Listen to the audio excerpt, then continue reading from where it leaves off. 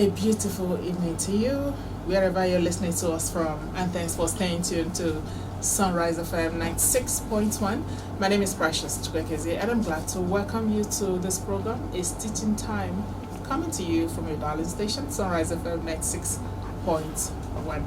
I'm sure you're happy wherever you are today at this particular moment.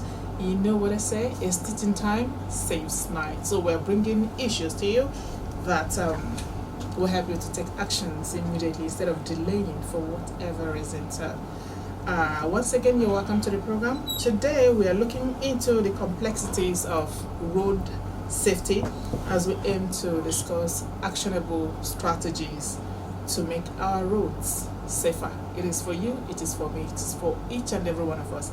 And you should know that road safety is not just the duties, the responsibilities of the road safety or other road safety managers, but it is everybody's business. So if we'll come together and do what we have to do, we'll have sanity on our roads. It will go a long way. You know what they say? Prevention is better and cheaper than cure. So instead of waiting until you have that accident, or instead of waiting until something bad happens on the road, is it not better we take preventive steps, preventive measures, and it will go a long way in averting some of these things that happen on our roads. That being said, we'll go into the matter of the day. So today, we'll be focusing on promoting safety on our roads. Promoting safety on our roads. And today, to discuss this all-important issue that concerns each and every one of us, so whether you are a pedestrian or you're a motorist or whatever it is that you're doing on the road, don't say it doesn't concern you, because it concerns each and every one of us. So that's why I told you earlier that you have a role to play to ensure that we have safety on our roads. So our special guest today is Corps Commander Shokunbi Taofik Adeyemi. He is the Sector Commander, RS 9.1, Enugu Sector Command of the FRSC, I beg your pardon. Okay, so we're glad to welcome you to the program. Thank you very much. Okay, before we delve into the matter of the day, recently something happened at Uguonyama axis. There was an accident involving a truck and some other vehicles. Can you share your thoughts on the incident? Okay, thank you very much. Well, the Uguonyama episode, it's a reoccurring decimal in that place, crash every now and then. I've heard people say, well, maybe there is an evil spirit or something like that on that axis of the road. I don't believe that. I don't believe there is a spirit behind it. Right.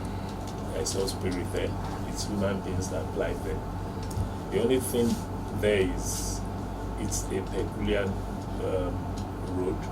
It's on a hill, and so when you have vehicles descending a hill, most especially articulated vehicles, certain things are bound to happen. So what we need to do more about that place is just to be cautious, to know. We all know the nature of that road. So the nature of that road makes it to be prone to crash.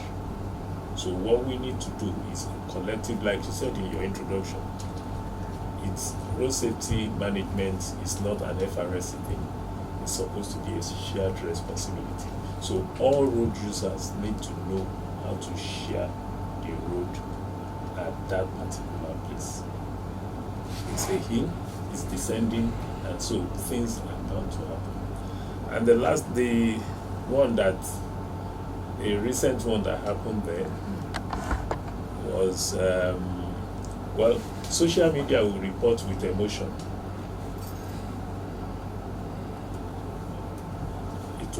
The crash happened around 6:30 in the evening. A call came in that same point, and that's why we always tell people When you see something, Say say something. When you see a crash, make that call. We have a toll-free line that is 122. Make that call, and then we can save people. So the call came in at the right time. The call came in while it was still happening. So help was able to reach those people on time. It was just a question of less than 10 minutes from our base before we get to that point that day. And every resources, all the vehicles, ambulance were mobilized to that point.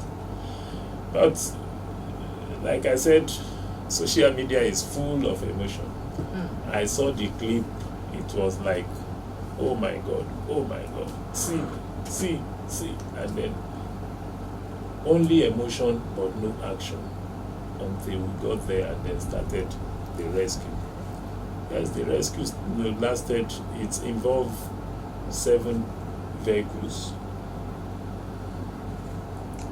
29 casualties. Casualties in the sense that people that were involved in the crash. But while doing the rescue, 2 people died there. On the spot. On the spot. It's only 2 people that died on the spot, and they were taken to Parkland Hospital.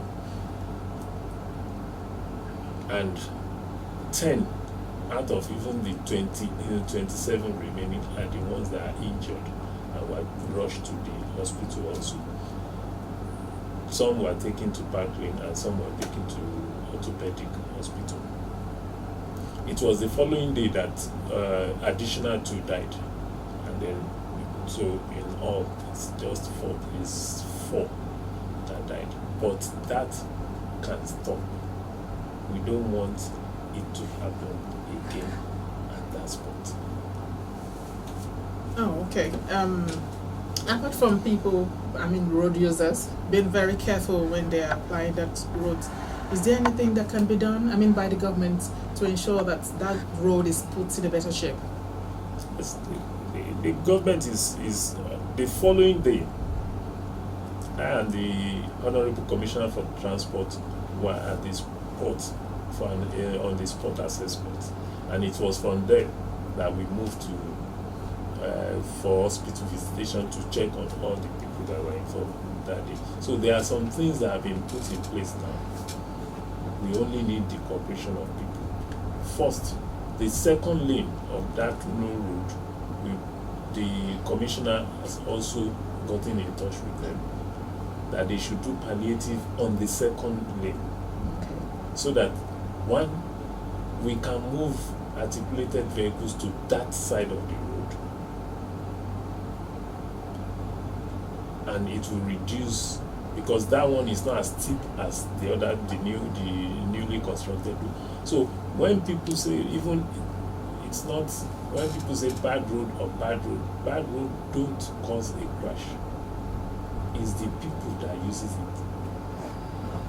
The second lane has just been worked on, so it's a good road, right? So why are we still seeing road crashes there? Because everyone neglects what they need to do when it comes to when they are,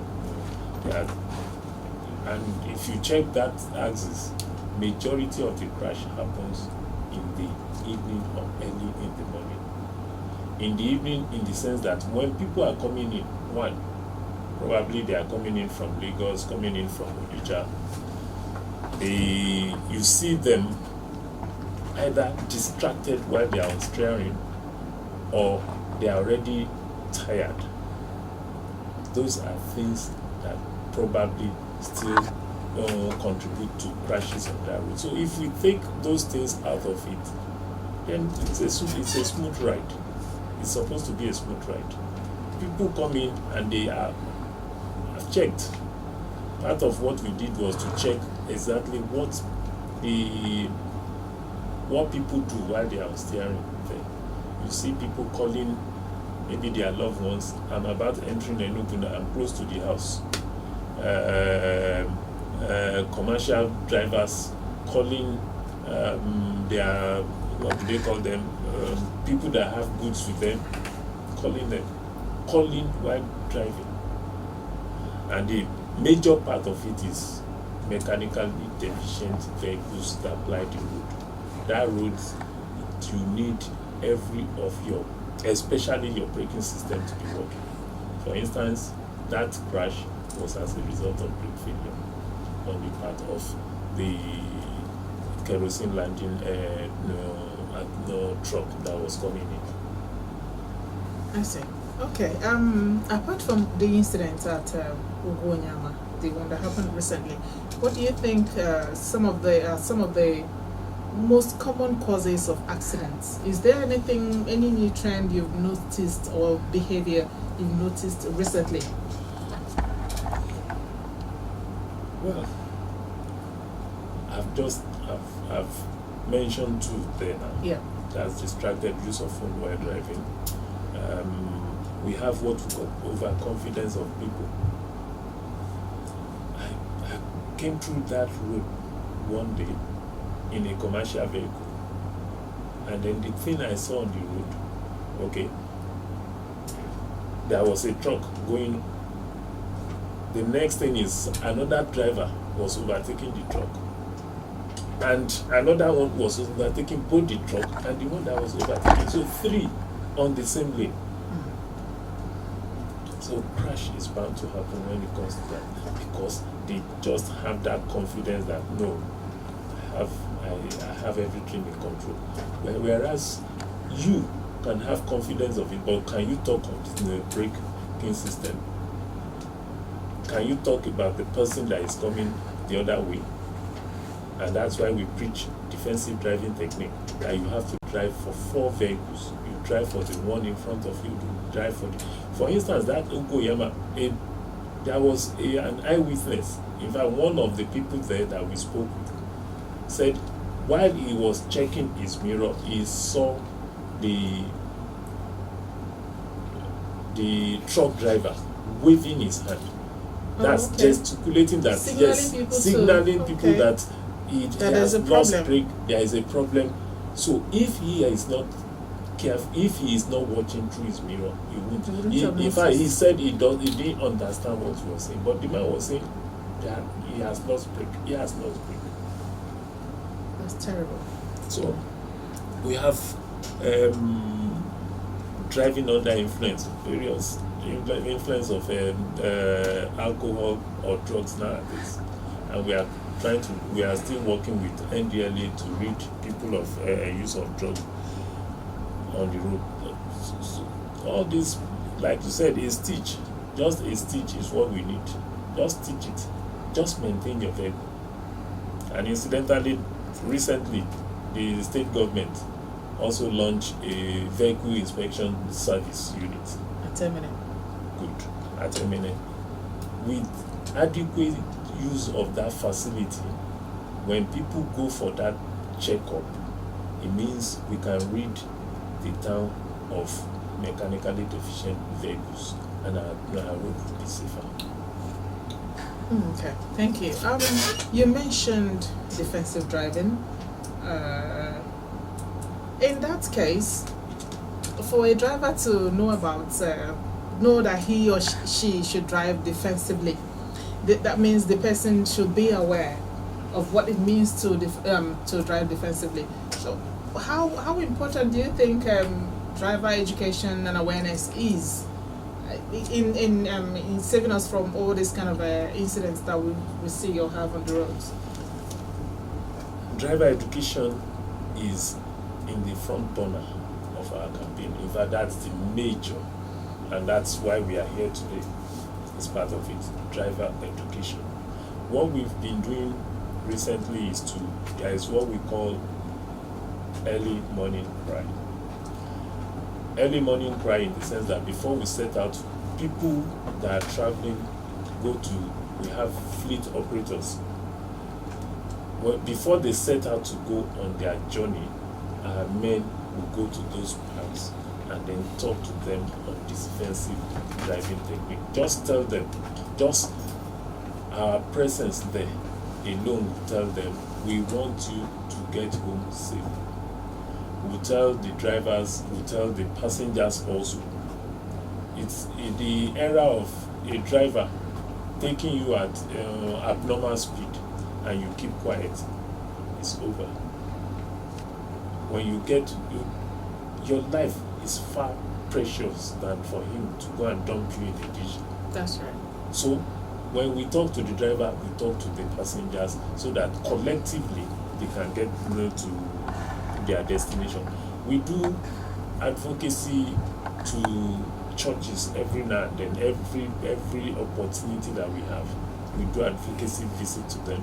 Like Salah is still going on.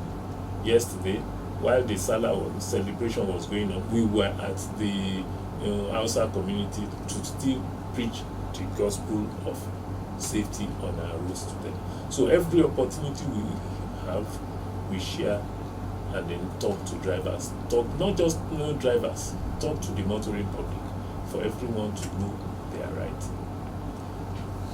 You mentioned distracted driving earlier and say speeding. How effectively can this be addressed? On speeding,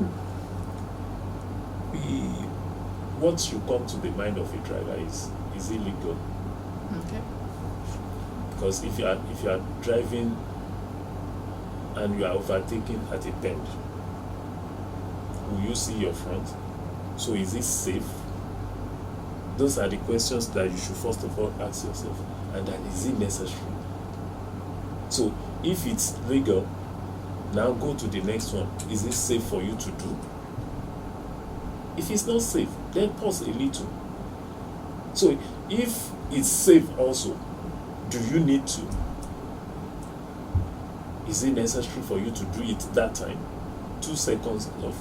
If take for instance on a bend, an articulate vehicle is going and you want to overtake.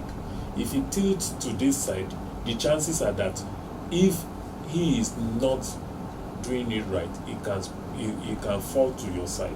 So do you need to take that chance? Why not exercise patience, let it go, and then when you are in a very good place, you can then overtake the person. So those are the things that we need to take conscious of, and then be able to say we are safe. You made mention of the fact that bad roads don't cause accidents. So are you not necessarily? Oh, okay. Okay, because we're talking about speeding. Okay. Does it mean that if we have all our roads in good shape, are you saying, or are you thinking that we might have we might record more accidents on the road? I mean, because people might want to explore and speed and test the efficacy or the this thing of their vehicle. You've just helped me to answer it. Okay. That the road is good. People take it for granted.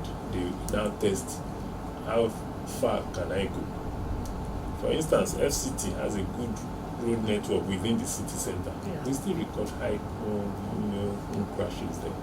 The road, the Ugoyama axis the road is good. The crashes there can't be as much as now that the road is now good. So because from research now, human being, they cause 80% of it. So not the road. Okay.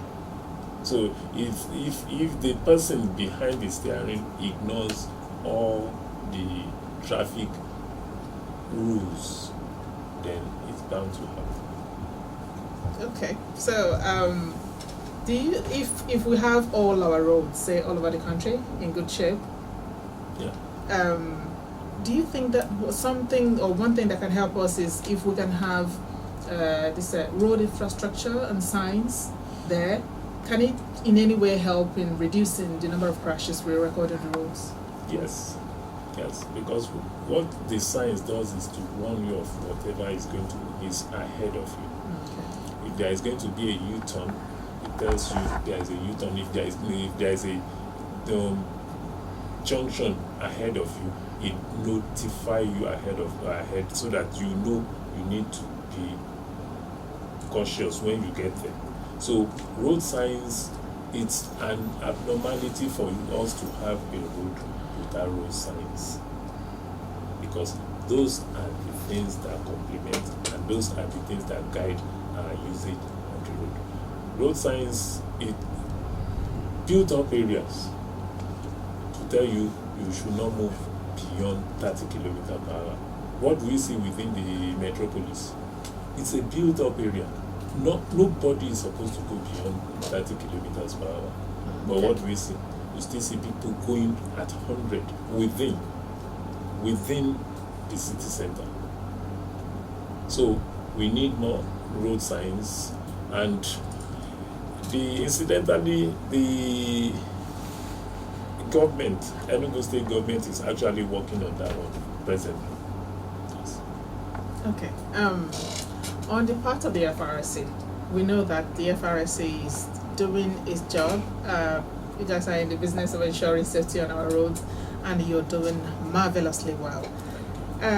In helping you discharge your duties more effectively, and because we are in the era of technology, so is there any new technology or innovation in road safety that you find promising, that is helping or will help the FRSC in effectively discharging its duties? I won't say this is new. Is that new? We have to curb excess speed. We have speed limiting device that ordinarily is supposed to be installed in all the commercial vehicles. We've started with commercial vehicles first. All vehicles are supposed to be installed with speed limiting device or speed governor. What it does is it's calibrated for you not to go beyond the speed limit for that particular vehicle. For instance, it's calibrated for 90 kilometers per hour. You won't be able to go beyond 90 kilometers per hour. So every speed related issues, that speed limiting device help us to curb it. Because take speed out of it. It says speed thrills, but it kills. So it helps us. You feel you're on top of the world, you are speeding. So when the speed limiters are installed, it takes that off it and then will reduce drastically speed related crashes. Okay, this speed limiting device is a very good innovation, and it's been a long time we've been hearing about it. We're hoping that at this time, by now, not just private vehicles, but both private and commercial vehicles would have installed it. At least it would have gone a long way in curbing the excess speed. So, what is the problem? Is it implementation, or what really is the problem? What we are advocating for is to all vehicles that are going to come into the country should be pre-installed. Yeah, for the So vehicles that for are the here ones, already. For the ones that are here, yes, we do enforcement on it every day. And if you keep telling people enlightenment without enforcement, you say it's entertainment. So we keep enforcing. When we notice you don't have, we enforce. When we simplify because they are grouped into fleets now. We have fleet operators. Yes. So it's easier for us to reach them in that their group and then let them install. So because they are the ones that an average commercial vehicle is carrying 14 passengers with people that are attached to that passenger. So if we take them out of the loan, then we have taken a chunk out of it. So we go there, majority of the fleet operators are in tune with it, they install. Okay, that's apart from the fleet Commercial. operators. What about those who are who don't have who are not operating in fleets, who have just one vehicle to? It's still classified as fleet. If Oh, you're a commercial vehicle, vehicle owner, it's classified. Initially, our fleet was 5 number, and we brought it down to 2-1. Oh, okay. So that to come to So you will not say you are not Yes. a fleet operator. Okay, I think the FRSC is over pampering them. over pampering. Yes, because Don't let them hear you outside. it is for our own good. Okay. It is for our own good. It's better we say it the way it is. Because if the FRSC should come now with a hammer on them, maybe at least they will. If there is a heavy penalty for defaulters, they will sit up. They don't even need anybody to go and push them. Please go and install a speed limiting device in your vehicle. They will just do it without anybody pushing them. There are penalties to it. Maybe it will be doubled. There is no small penalty. There is no penalty that will outweigh when somebody died. It's huge. And we don't want it to get to that point. Now that we are still alive, we want to prevent it to get to that point. So maybe if it is a fine, maybe if they are fined 100 naira, and maybe the person will just easily and comfortably come and pay the 100 naira. We can double it and triple it. If we pick you for not installing the speed limiting device, it's not the fine. Okay. You will install before you leave the office then. Okay, your vehicle will be impounded. Yes, it will be impounded and you will be made to install it before you leave. Okay. So how good is your relationship with fleet operators, all these transport companies? The way we do things as a fleet operator, what we are telling you is for your own good, for the good of your business. If you travel, if you are the type that travels a lot, if you enter a fleet operator vehicle today, if it takes you to your journey safely, the chances that you will come back the next time you want to travel to that place again is very high. But if you have a fleet operator that gets involved in crash every now and then, what's going to happen? It will kill their business. So from that angle is where we get to them. Okay. When you put your vehicles in order, it encourages people to come to you, and it makes your business to thrive. So, and nobody goes into business to run at a loss. So, okay. Other law enforcement agencies, are you in any way collaborating with them in ensuring safety on the roads? very much. Oh, okay. Yes. It's road safety is a shared responsibility. Everybody is involved. So security agencies, all of them, everyone. You see, for instance, if the Ugoyama crash, if it has resulted in a fire outbreak, I'm sure you know FRSC is the lead agency in traffic management. But when it comes to fire outbreak, we are not. So as we are going, we'll call on a fire service to go with us. If it has to do with, there are instances you check a vehicle, there are times that we've been able to discover people that have been trafficked while on the road. So we call that thing. If there is any issue, so it can't be an isolated case. Whatever comes up, we work with everyone. That's nice. That's nice. Okay, you said a while ago that road safety is a shared responsibility. So it's not just the FRSC alone. Including the media. Including the media. That's exactly what we're doing. Okay. So what is expected of government? On the part of the government, what is expected of them to do to ensure that we have safety on the road? And then you also tell us what is expected of other road users. I mean, the individuals. Government make policies. So it's expected that policies that will help in reducing crashes on our road is championed by government. For instance, now, for every crash that happens, if it involves fatality, it means the person will have to be prosecuted. Oh, okay. So in prosecuting now, government will need to come in, and right in Enugu State, we met with the Attorney General So for prosecution, we will need them. So government in doing will have to put those policy in place that will help. Government usually is still the one that funds. Ambulances won't be enough. It should be everywhere. It should be at every point. The closer to the people, the better. So all those things will come from government, and then for individual, every one of us should be an apostle of safety. And that's why when we started, we say, when you see something, say something. If you see a crash, dial 122. There was a point along between Oyo and Ilorin.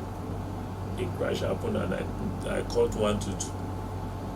And when they what they will ask you is, where is the closest point?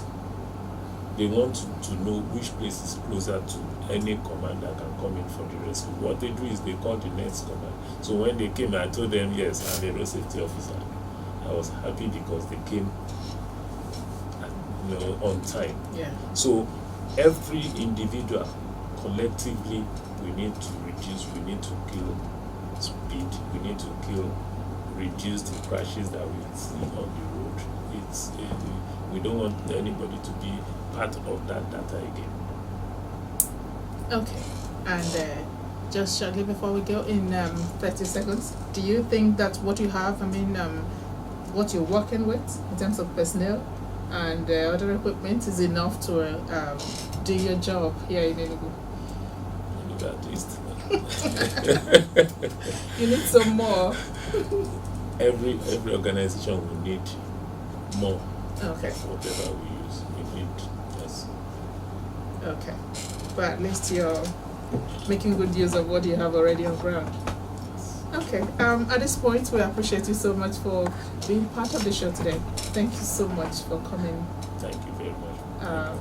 It was the insights were so helpful, and I'm sure a lot of people out there who are listening will learn one or two on how to be safe on the road.